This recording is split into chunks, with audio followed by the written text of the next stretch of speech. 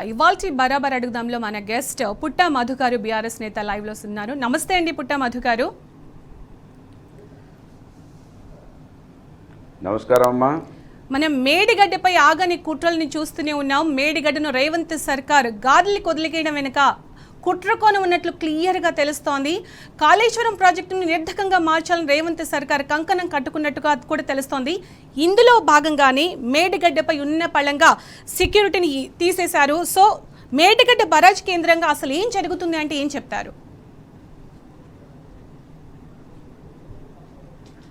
అసలు మేడిగడ్డ బ్యారేజ్ వీళ్ళకి అస్సలే ఇష్టం లేదనేది ఇది మొదలుపెట్టినప్పటి నుండే మనకు వాళ్ళ యొక్క స్టేట్మెంట్లు చూస్తే అర్థమైంది. వీళ్ళు ఎంతసేపు ఒప్పుకోవడానికి సిద్ధంగా లేరు. కనుక ఇది ఎట్లయినా చేసి మొత్తానికే కూలిపోవాలని కుట్రలు చేస్తున్నట్టుగా మనకు అర్థమవుతూ ఉన్నది. దాన్ని ఏదో విధంగా నిర్వీర్యం చేసి కేసీఆర్ గారిని, తెలంగాణ అప్పటి బీఆర్ఎస్ ప్రభుత్వాన్ని ప్రజల ముందు దోషిగా నిలబెట్టాలని వాళ్ళు కంకణం కట్టుకున్నారు. ఏది ఏమైనప్పటికీ కేసీఆర్ గారి యొక్క చిత్తశుద్ధి, కేసీఆర్ గారు తెలంగాణ ప్రజల కోసం 24 గంటలు ఏ విధంగా ఆలోచించిండనేది ఇవాళ ఆవిష్కృతం అయిపోయి ఉన్నది. కనుక రేవంత్ రెడ్డి గారు ఇప్పటికైనా ఆలోచించాలి. లక్షలాది క్యూసెక్ల నీరు పోయినా కూడా ఆ ఏదైతే కుంగిపోయి ఉన్నదో ఆ కుంగిపోయిన దానికి ఇప్పటి వరకు ఇంచు కదలలేదు. అంటే ఏదో చిన్న క్రాక్ వచ్చి అది చిన్న కుంగిపోవచ్చు, కానీ దాన్ని ఏదో పెద్ద విపత్తు జరిగిందని చెప్పే ప్రయత్నం రేవంత్ రెడ్డి గారు చేస్తూ ఉన్నారు. రేవంత్ రెడ్డి గారు ఒకటి అర్థం చేసుకోవాలి. ఆ మేడిగడ్డ బ్యారేజ్ కట్టింది కేసీఆర్ గారి బంధువులో, తెలంగాణ రాష్ట్రానికి సంబంధించినటువంటి మామూలు వ్యక్తులు కాదు. అది కట్టినటువంటి వ్యక్తులు ఎల్ఎన్టీ కంపెనీ. ఎల్ఎన్టీ కంపెనీ అంటే ఇది ప్రపంచ వ్యాప్తంగా మల్టీనేషనల్ కంపెనీ. అది ఎవరికో తలొగ్గే కంపెనీ కాదు. అది ఆ విషయం రేవంత్ రెడ్డి గారికి తెలుసు, కాంగ్రెస్ ప్రభుత్వానికి తెలుసు, కాంగ్రెస్ పార్టీ అధినాయకత్వానికి కూడా తెలుసు.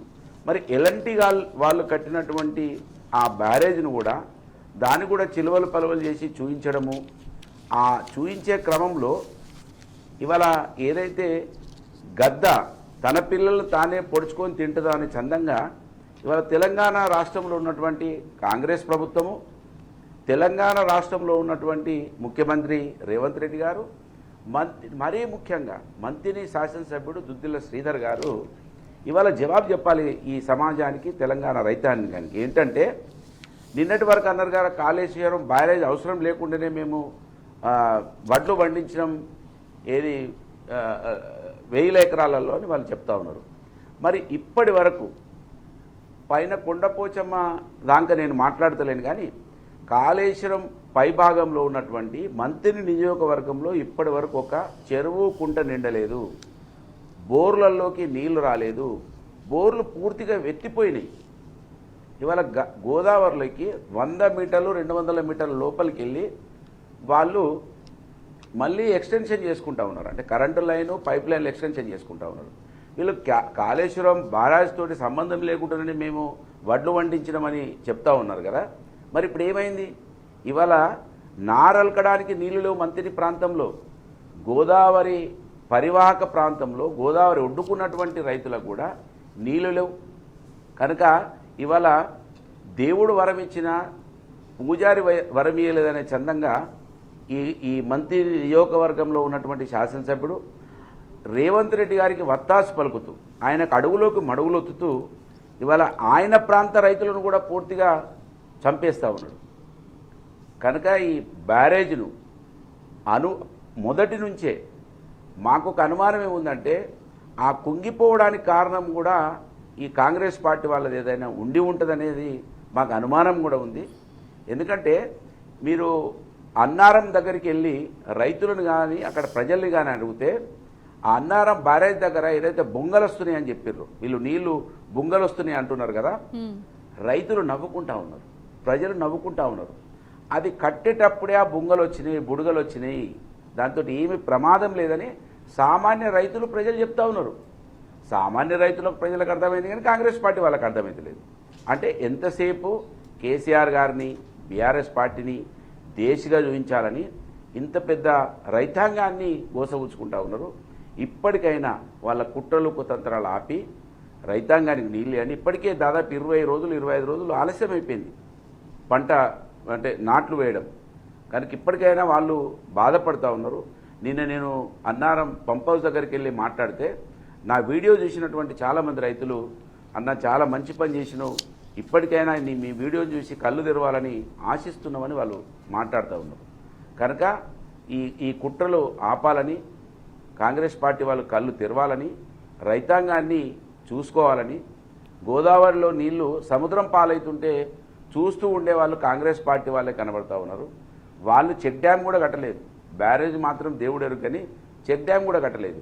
కనుక కట్టినటువంటి బ్యారేజీలను నిర్వీర్యమేయడం దురదృష్టకరం. ఇప్పటికైనా కళ్ళు తెరవాలని మంత్రి నియోజకవర్గ ప్రజల పక్షాన, రైతాంగం పక్షాన, రాష్ట్ర ప్రజల పక్షాన ఇప్పుడు టీ న్యూస్ వారికి ముఖ్యంగా నేను కృతజ్ఞతలు చెప్తున్నా. తెలంగాణ గొంతుగా టీ న్యూస్ అయింది. తెలంగాణ ప్రజల కోసం రక్షణగా ఉన్నటువంటి పార్టీ బీఆర్ఎస్ పార్టీ అయిపోయింది.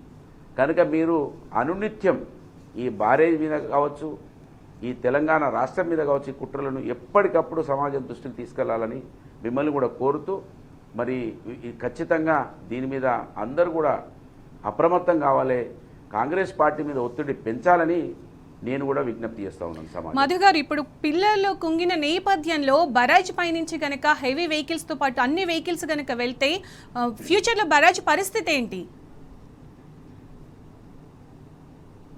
100% వాళ్ళ ఉద్దేశమే అది కదా.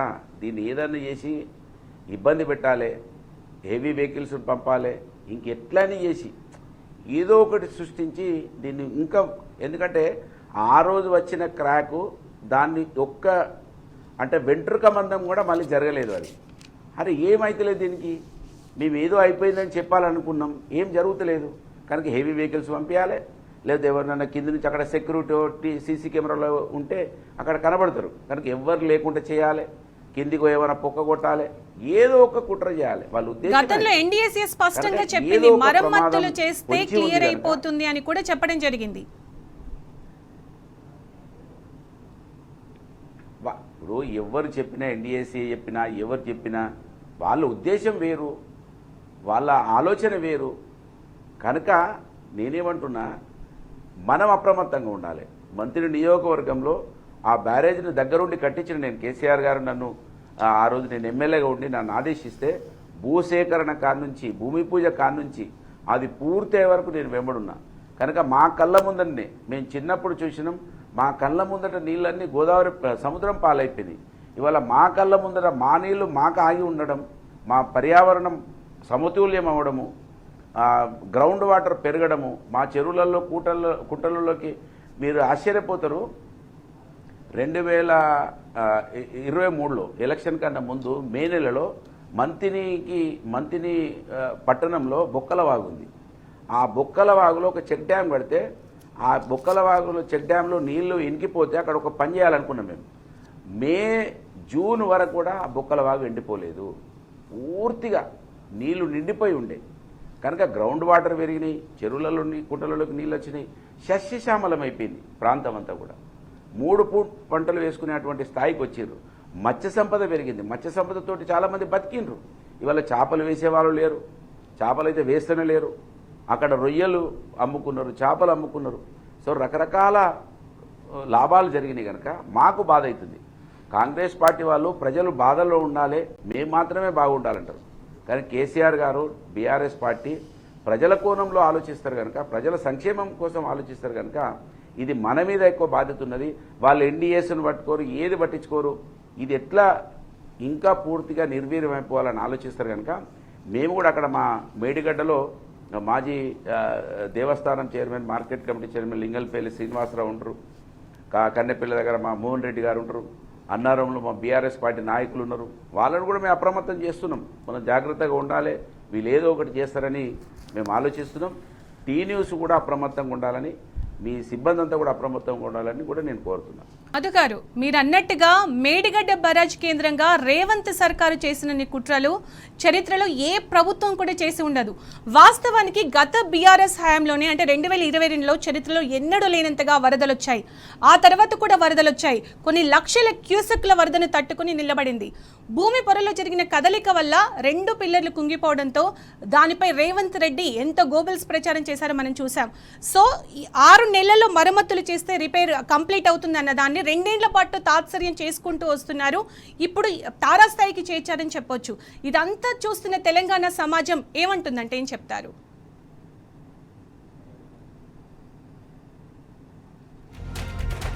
కావచ్చు ఎప్పుడు కూడా ప్రజల పక్షాన వాళ్ళు ఆలోచించరు, వాళ్ళు నిలబడలేరు. కనుక కాంగ్రెస్ ప్రభుత్వం ప్రజల కోణంలో ఆలోచించదు అనేది మనకు స్పష్టంగా కనబడ్డది. ఇవాళ లక్షల క్యూసెక్లను తట్టుకొని బ్యారేజ్ నిలబడ్డదనే విషయం ప్రజలకు కూడా అర్థమైపోయింది, సామాన్యులకు కూడా అర్థమైపోయింది. ఇప్పటికైనా కాంగ్రెస్ ప్రభుత్వం రేవంత్ రెడ్డి గారి కళ్ళు తెరవాలని, ప్రజల పక్షాన ఆలోచించాలని. అందుకే మా కేటీఆర్ గారు చెప్తారు, కాంగ్రెస్ పార్టీ అంటేనే ప్రజా వ్యతిరేక పార్టీ. ఈ దేశానికి ఎప్పుడు కూడా మనం ముందుకెళ్ళాలనుకుంటే వాళ్ళు వెనుకకి తీసుకెళ్లాలని చూస్తారని కేటీఆర్ గారు ఎప్పుడు చెప్తూ ఉంటారు. ఇవాళ అది కనబడతా ఉన్నది. మంచిగా ఉన్న రాష్ట్రం, గొప్పగా ముందుకెళ్తున్నటువంటి ఈ రాష్ట్రము మళ్ళీ తిరోగమనంకి వెళ్ళడానికి కారణమవుతున్నటువంటి కాంగ్రెస్ పార్టీ ఇప్పటికైనా ఆలోచించమని నేను విజ్ఞప్తి చేస్తున్నా, డిమాండ్ చేస్తున్నా. మరి దాంట్లో ఏమీ లేదు. నేనైతే ఎన్నోసార్లు మీకు స్థానికంగా కూడా ప్రెస్ కాన్ఫరెన్స్ పెట్టి అడగడం జరిగింది. బ్యారాజ్ ఒకవేళ మీరు ఏమైనా ఇంకా కూడా ఇష్యూస్ ఉంటే మీకు అంటే ఏమైనా ఇంకా మీకు ఆధారాలు దొరకడానికి కోసం ప్రయత్నం చేస్తుంటే అప్పటి వరకు కనీసం కాపర్ డ్యామ్ కట్టి, మేము గ్రామాలలో తెలంగాణలో చూసినాం, ఇసుక బస్తాలు వేసి నీళ్ళు ఆపుకొని పంట పొలాలకు నీళ్ళు ఇచ్చేవాళ్ళము. ఇసుక బస్తాలు వేసుకొని పంటలు పండించుకున్నాము. అది తూము దిగినా కట్ట దిగినా నీళ్ళు ఆపుకొని పంటలు పండించుకున్నాము. అట్లయినా మీరు ఆపుకొని పంటలు పండించాలని నేను అనేక మార్లు కోరినాం. అయినా కూడా కాంగ్రెస్ ప్రభుత్వం కావచ్చు, మా ప్రాంతంలో ఉన్నటువంటి శాసనసభ్యులు కావచ్చు పెడచెవిన పెడతా ఉన్నారు. ఇప్పటికైనా కేసీఆర్ గారి మీద మీకుంటే ఉండొచ్చు కక్ష. ఎందుకంటే వారు ప్రజల పక్షాన ఆలోచించిండు, మేము ప్రజల గురించి ఆలోచించద్దని కోరుకున్నాం అని మీకు ఉండొచ్చు. కనుక ఇప్పటికైనా ఆలోచించి బ్యారేజ్ను పునరుద్ధరించే వరకు ఇవాళ మీరు మేడిగడ్డ గేట్లు నేను వేయమని కోరతలేను. మేడిగడ్ల గేట్లతోటి సంబంధం లేకుండా మీరు అక్కడి నుంచి పోతూ ఉన్నాయి, గోదావరిలో వృధాగా పోతూ ఉన్నాయి, పెద్ద ఎత్తున నీళ్లు పోతూ ఉన్నాయి. దాన్ని లైవ్లో కూడా తీసుకోవచ్చు.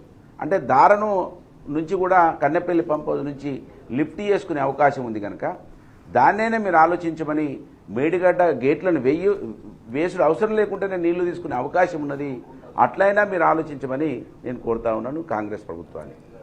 అలాగే బరాజ్కు మరమ్మతులు చేయించే ఆలోచన కనుక ఉంటే ఈ కమిషన్ పేరిట విచారణ డ్రామాలు ఎందుకు ఆడుతుంది?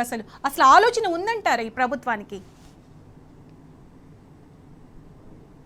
అసలు లేదని మనకు అర్థమైపోతుంది. కాకపోతే వీళ్ళను మనం కేసీఆర్ గారు చెప్తారు కదా, పొట్టోని నెత్తి పొడుగోడు కొడితే పొడుగోని నెత్తి పోచమ్మ కొడుతుందని ఏదైతే కేసీఆర్ గారు చెప్తుంటారో, ఇవాళ వీళ్లకు ఆ వరుణదేవుడే వీళ్ళ మెడలు వంచే అవకాశం కనబడుతూ ఉన్నది. ఇప్పటి వరకు వర్షాలు లేవు కనుక నీళ్ళ కోసం రైతులే రోడ్లెక్కి వీళ్ళను మెడలు వంచుతారు. కనుక వీళ్లకు మన ఏదైతే కన్నెపల్లి పంపోజును కావచ్చు, అన్నారం కావచ్చు, సుందీలను వాడుకోవడం తప్పకుండా ఉండే అటువంటి అవకాశం వరుణదేవుడు ద్వారానే వీళ్ళని మెడలు వంచుతారని నేను భావిస్తున్నా. ఇవాళ మీరు చూస్తున్నారు, మనం లైవ్లో మాట్లాడుతున్నాం. నేను ఇక్కడ లైవ్లో ఉండగా 4 సార్లు కరెంట్ ట్రిప్ అయిపోయింది. 4 సార్లు కరెంట్ ట్రిప్ అయిపోయింది. వీళ్ళు ఇంకా చాలా పెద్ద పెద్ద మాటలు మాట్లాడుతూ ఉన్నారు. అద్భుతంగా మేము కరెంట్ ఇస్తున్నాం, మేము అన్నీ కూడా పంటలు కాళేశ్వరం ప్రాజెక్టుతో సంబంధం లేకుండా మేము నీళ్ళు ఇచ్చినాం, పంటలు పండించినాం అని చెప్తాను. ఏ ముఖం పెట్టుకొని వీళ్ళు మాట్లాడుతున్నారు? ఇప్పుడు కూడా మనం కరెంటు మళ్ళీ పోయింది. అంటే చూడండి, నేను పెద్దపల్లి నగరంలో ఉన్నా, డిస్టిక్ హెడ్ క్వార్టర్లో ఉన్నా. ఇక్కడనే ఇన్నిసార్లు కట్ అయితే వీళ్ళు ఏం సందేశం ఇస్తారో ఇప్పటికైనా మీరు ఆలోచించాలి. కాంగ్రెస్ పార్టీ అంటేనే ఈ దేశానికి పట్టిన పీడ. ఇవాళ కాంగ్రెస్ పార్టీ అంటేనే చీకటి, వాళ్ళు వెలుగును కాంక్షించరు, వెలుగులో ఉంచాలని చూడని దానికి 4-5 సార్లు వేయింది ఇప్పటికే కరెంటు. నేను పెద్దపల్లి డిస్టిక్ హెడ్ క్వార్టర్లో ఉన్నా, ఇక్కడనే ఈ పరిస్థితి ఉంటే ఇవాళ గ్రామాలలో ఏ పరిస్థితి ఉన్నది? ఇవాళ నేను చూసిన ఎలక్ట్రిసిటీ వాళ్ళు రాత్రి 2:30 గంటలకు 3 ఫేస్ ఇస్తామని మెసేజ్లు పెట్టారు వాళ్ళు ఏఈలకు డిఈలకు. కనుక ఇవాళ కరెంటు అధ్వానమైనటువంటి పరిస్థితి, నీళ్లు మిషన్ భగీరథనైతే వాడుకోవడంలో వీళ్ళకి చేతనైతే లేదు. సో కనుక వీళ్ళు కాంగ్రెస్ పార్టీ వాళ్ళు ఏది కూడా చేయరు, ప్రజలకు అర్థమైపోయింది. కనుక మనమే అప్రమత్తంగా ఉండాలి. బీఆర్ఎస్ పార్టీ ప్రజల పక్షాన పోరాటం చేయాలని మేము భావిస్తూ ఉన్నాం, అదే దిశగా ముందుకెళ్తా ఉన్నాం. మీరు కూడా అదే పనిలో ఉన్నారని నేను భావిస్తున్నాను. అలాగే మధు గారు, కాళేశ్వరం ప్రాజెక్టు నిర్మాణం పూర్తయ్యాక బరాజ్పై చెక్ పోస్టులు ఏర్పాటు చేసి రాకపోకలపై పూర్తి నిఘా కొనసాగించారు. మేడిగడ్డ కుంగుబాకు గురైన తర్వాత బరాజ్పై రాకపోకలను పూర్తిగా నిలిపివేశారు. కానీ ఇప్పుడు ఉన్నట్టుండి బరాజ్పై చెక్ పోస్ట్ను ఎత్తేయడం జరిగింది, సెక్యూరిటీని కూడా తొలగించారు. దీనిపై ఇరిగేషన్ శాఖ అధికారులను ఆరా తీస్తే అసలు ఆ విషయమే తమకు తెలియదని చెప్తున్నారు వాళ్ళు. ఇరిగేషన్ శాఖకు చెప్పకుండానే సెక్యూరిటీని ఎత్తేసే అవకాశం ఉందంటారా? దీంట్లో ఆంతర్యం ఏంటంటారు? అంటే ఇక్కడ అధికారులు కూడా ఎవరు వాళ్ళు చక్కగా ఎవరితోటి కూడా వాళ్ళు మాట్లాడతలేరు, స్పందిస్తలేరు, భయంలో బతుకుతూ ఉన్నారు అధికారులు. ఒక్క డిపార్ట్మెంటే కాదు, ఆల్ డిపార్ట్మెంట్స్. ఇవాళ మీరు సూక్ష్మంగా మనం చూస్తే మొన్నటి వరకు ఐఏఎస్ ఐపీఎస్లు అంటే కొంత వాళ్ళు ప్రజల పక్షాన ఆలోచిస్తారు, పార్టీలకు అతీతంగా పనిచేస్తారని మనం భావించేది. ఇవాళ మనం జయశంకర్ భూపాలపల్లి జిల్లా పెద్దపల్లిలో చూస్తే ఐఏఎస్ ఐపీఎస్లు కూడా అసలు కాంగ్రెస్ పార్టీ లీడరు, మామూలు లీడర్ ఏం చెప్తే గదే చేస్తూ ఉన్నారు. అంటే ఐఏఎస్లు కూడా దరఖాస్తులు తీసుకుంటలేరు, పోలీస్ స్టేషన్లను అయితే దరఖాస్తుల అసలు మాటే లేదు. ఈ విధంగా మరి ఐఏఎస్లు ఐపీఎస్లు స్పందించినప్పుడు ఇక సామాన్యమైనటువంటి కింది స్థాయి అధికారులు ఏం స్పందిస్తారు? ఎవరు పట్టించుకుంటారు? కనుక ఎవ్వరు ఏది ఇంజనీర్లు అన్నది కూడా మనం నమ్మొచ్చు. ఎందుకంటే ఆ ఇంజనీర్కి ఏం తెలియదు పాపం. పైనుంచి కలెక్టరు లేకపోతే మీద నుంచి ఎవరు సిఈనో ఈఎన్సీఓ ఎవరో చెప్తూ ఉంటారు, వాళ్ళే పైనుంచి మానిటరింగ్ చేస్తూ ఉన్నారు, వీళ్ళకి సంబంధం లేకుండా కూడా నడుస్తూ ఉన్నది. కనుక అదిని కూడా మనం నమ్మచ్చు. ఏం జరుగుతుందో అసలు ఏం అర్థమైతలేదు. ముఖ్యంగా ఐఏఎస్లు ఐపీఎస్లు కూడా ఈ విధంగా మారుతారని మేము కూడా ప్రభుత్వంలో 10 సంవత్సరాలు ఉన్నాం. నేను ఎమ్మెల్యేగా 4 సంవత్సరాల 3 నెలలున్నా, జిల్లా ప్రజాపరిషత్ అధ్యక్షునిగా 5 సంవత్సరాలున్నా. ఈ విధంగా ఐఏఎస్లు ఐపీఎస్లు ఉంటారని నేను భావించలేదు. కనీసం మాజీ ఎమ్మెల్యేలు, మాజీ మంత్రులు కలవడానికి ప్రయత్నం చేస్తే వాళ్ళు అపాయింట్మెంట్ కూడా ఇస్తలేరు. నేను ఈ మధ్యలో మా కొప్పలేశ్వర్ గారు ప్రయత్నం చేస్తే అసలు కలవాలంటే కలెక్టరే దొరకకుండా పోయినటువంటి పరిస్థితులు కనబడుతున్నాయి. కనుక ఇరిగేషన్ అధికారులు అనేది కూడా వాస్తవం. వాళ్ళకు తెలియకుండానే అక్కడ రిమోట్ కంట్రోల్ ఏది మా కేటీఆర్ గారు అన్నట్టు జూబ్లీహిల్స్ ప్యాలెస్ నుంచి జరుగుతూ ఉంది. ఇదంతా మన రేవంత్ రెడ్డి గారి ప్యాలెస్ నుంచే అంతా కూడా మానిటరింగ్ జరుగుతుందని నేను భావిస్తున్నాను. అలాగే నిపుణులు చాలా మంది ఒక మాట చెప్తున్నారు, జనాలంతా కూడా మేడిగడ్డను కూల్చేసే కుతంత్రం అసలు ఎందుకు జరుగుతోంది? తెలంగాణ జలాలని ఏపీకి దోచిపెట్టేందుకైనా? అసలు రేవంత్ సర్కార్ టార్గెట్ ఏంటి అని కూడా అనుకుంటున్నారు. 100% ఇంకా వేరే ఏముంటుంది? కిందికి పోయే నీళ్ళను ఆపిండు కేసీఆర్ గారు. కిందికి పోయే నీళ్ళను కిందికి పోనీయాలి, వాళ్ళ ఉద్దేశమే అది కదా.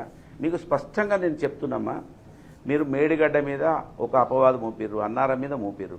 పైన ఉన్నటువంటి సుందిల్ల బ్యారేజ్ ఏ మాత్రం ఇబ్బంది లేదు, ఏ మాత్రం సమస్య లేదు అక్కడ. సో సుందిల్ల బ్యారేజ్ని కూడా లేపిపెట్టిరు వాళ్ళు, ఒక్క గేటు కూడా దించలేదు. దానికి ఏమైందని చెప్పారు, దాని గురించి ఏం ఇబ్బంది లేదు కదా. మరి దాన్ని కూడా సెట్టర్లు కిందికి దించి ఆపచ్చు కదా. కనీసం ఈ వర్షం నీళ్ళతోటైనా నిండుతుంది కదా అది. దాన్ని ఎందుకు ఆపుతలేరు? దాన్ని ఎందుకు నిలబెట్టిండ్రు? అంటే ఒక్క చుక్క కూడా ఆపొద్దు. మొత్తం వర్షం నీళ్ళన్నీ మన ప్రాణహిత నీళ్ళన్నీ కిందికి పోవాలి. చంద్రబాబు నాయుడు గారు అద్భుతంగా పనిచేసిందనే ఒక పేరు ఆయన సంపాదించుకోవాలి. మన రాష్ట్రంలో కరువు రావాలి, మళ్ళీ మనం పాత పరిస్థితులు చూడాలనేది వాళ్ళ ఆకాంక్షగా మనకు కనబడతా ఉంది. అలాగే మధుగారు, మేడిగడ్డ పుణ్యమా అని, బరాజుల పుణ్యమా అని, కేసీఆర్ పుణ్యమా అని, బీఆర్ఎస్ పుణ్యమా అని ఎంతో మంది రైతులు సంతోషంగా పంటలు పండించుకున్నారు. ఇప్పుడు చూస్తే ఎక్కడ చూసినా దుర్భిక్షం కనిపిస్తోంది. మనకి ఏ రైతు కూడా సంతోషంగా ఉన్నట్టు కనిపించట్లేదు. మీరు అక్కడుండి దగ్గరుండి చూస్తూ ఉండుంటారు. ఇంతకుముందు 10 ఏళ్ల పాలనలో ఎలా ఉండింది, ఇప్పుడు రేవంత్ పాలనలో రైతుల పరిస్థితి ఎలా ఉంది?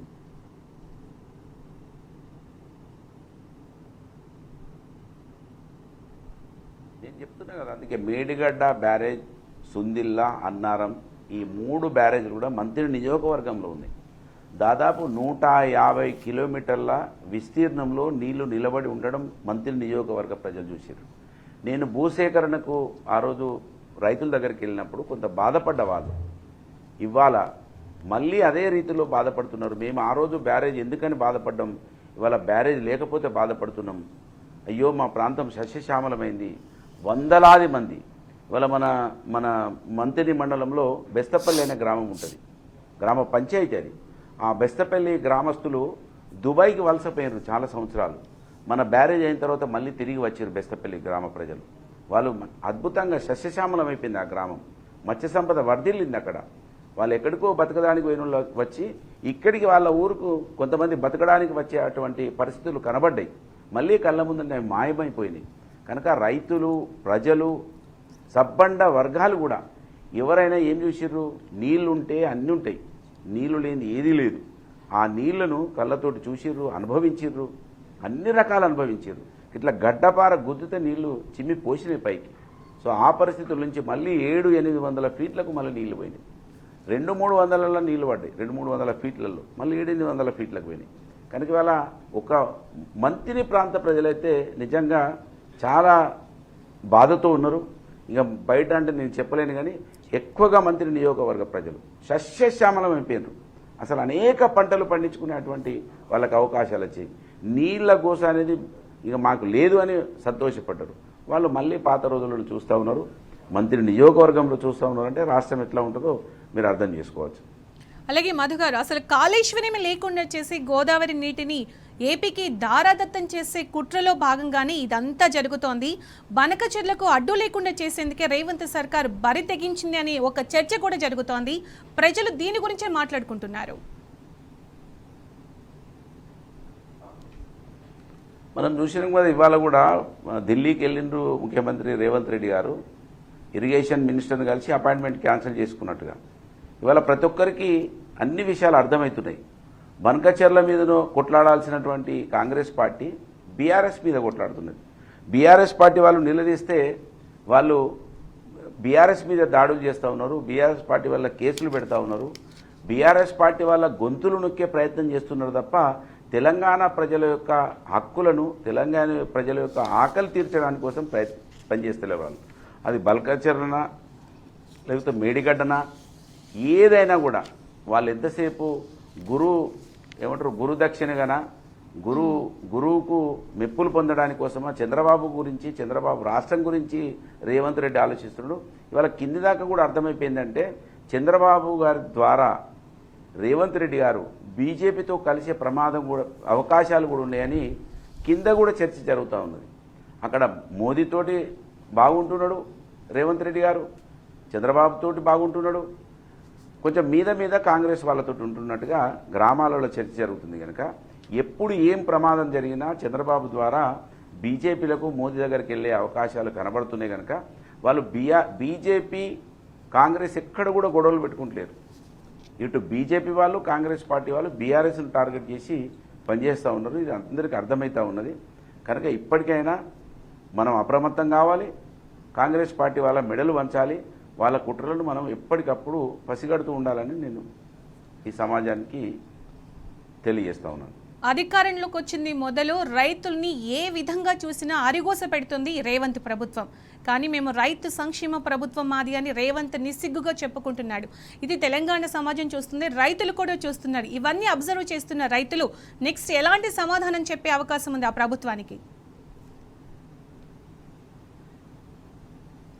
అసలు మనం కొన్ని సామెతలు విన్నాము, కళ్ళుండి చూడలేని కబోదులు అని విన్నాము. ఇవాళ కాంగ్రెస్ పార్టీ వాళ్ళ చూస్తే అర్థమవుతున్నది, కళ్ళుండి చూస్తలేరు వీళ్ళు, చెవులుండి వింటలేరు అనిపిస్తున్నది. విన్నా కూడా మరి ఎందుకో ఎందుకంటే సోషల్ మీడియా ఇట్లా ఓపెన్ చేస్తే అసలు కాంగ్రెస్ ప్రభుత్వాన్ని రేవంత్ రెడ్డి గారిని స్వయంగా రేవంత్ రెడ్డి గారిని తిట్టని వాళ్ళు ఎక్కడైనా ఉన్నారా అనేది మనం వెంకులాడుకోవాలి. వీళ్ళు ఉచితంగా ఇచ్చినామని చెప్పుకునేటువంటి బస్సులో కూడా ప్రయాణించేటువంటి మా అక్క చెల్లెలు మా తల్లులు కూడా తిట్టని వాళ్ళు ఉండలేరు.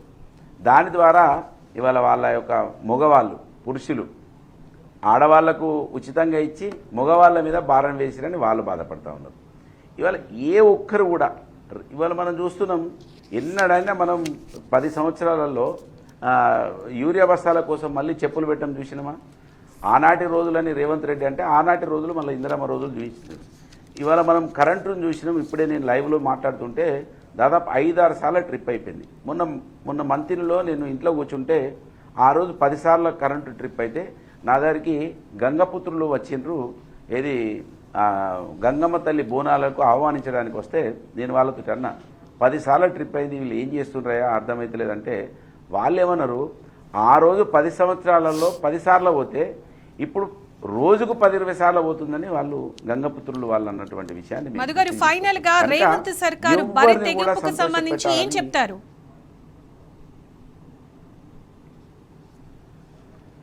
బరి తెగింపు ఎవరి మీదనైనా రేవంత్ సర్కారు ఒకవేళ కోపం ఉంటే బీఆర్ఎస్ పార్టీ మీద తీసుకోవాలి తప్ప ప్రజల మీద తీసుకోవద్దు.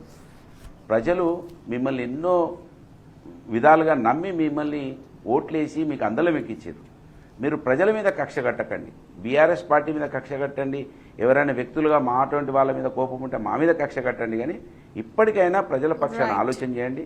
18 నెలలుగా అరిగోస పడుతున్నారు ప్రజలు, ఒక్క వర్గం కాదు అన్ని వర్గాల ప్రజలు.